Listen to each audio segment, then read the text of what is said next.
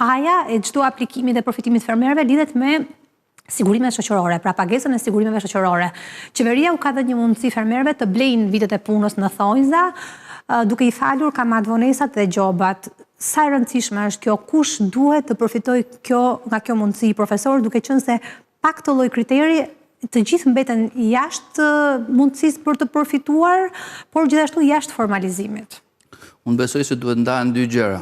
Duhet ndahet mbështetja për bujqësinë, dokumentacioni që duhet të paraqitet pikërisht për të marrë një subvencion bujqësor me elementet e tjerë që janë element, pra ti nuk mund ta përdori subvencionin në bujqësi si një mekanizëm për të rritur sigurimin në bujqësi.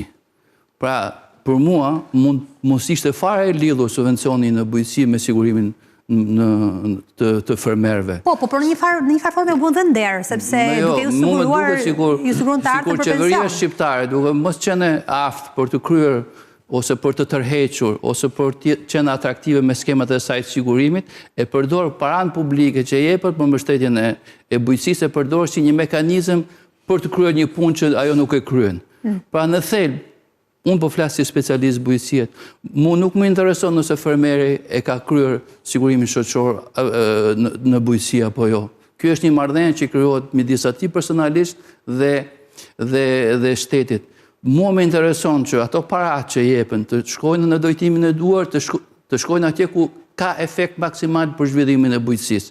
Dhe mua më duken si tip sforcimesh të tilla që e lidh, sepse ka dhe problem, të jemi më real. Ka dhe problem. Një fermer për të marrë 500.000 lekë vjetra, i duhen 10 dokumenta për të bërë. Pra duhet hipoteka tokës, ose letrat të tokës. Toka është me disa pronarë, ose bashkëpronarë, mund të jenë edhe 10 bashkëpronarë në një sipërfaqe tokët. Fermerët, një pjesë e familjes bujqësore, sepse kur është zbatuar ligji 7501, ka qenë familja bujqësore. Një pjesë e familjes bujqësore mund të jetë në Australi, në Holland, në Gjermani, dhe ti për të hyrë në një aplikim duhet që t'ju marrish, si thuash, miratimin gjithë tyre njerëzve që janë është praktikisht e pamundur.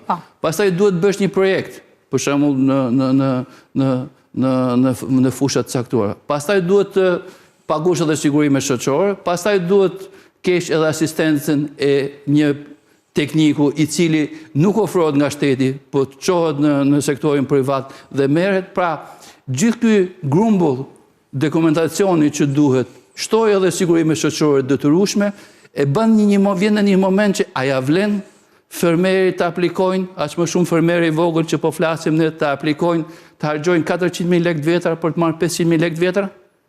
Pra, duket sikur thot po ju falim ato përqindje kamatvonesë, po duket si një mekanizëm që nuk e ndihmon procesin. Dhe kur e thot ky ministri i bujqësisë më vjen për qeshur, sepse ministri i bujqësisë nuk duhet të jetë i interesuar për sigurimet në bujqësi, ai duhet të jetë i interesuar për zhvillimin e bujqësisë. Qartë, po në fakt kjo është një lloj, le të themi, lehtësie që jepet nga ligji i faljes, që është miratuar nga qeveria, por që shkon për te ligjit të faljes. Unë shkova të zbatimi të shkurtër për këtë.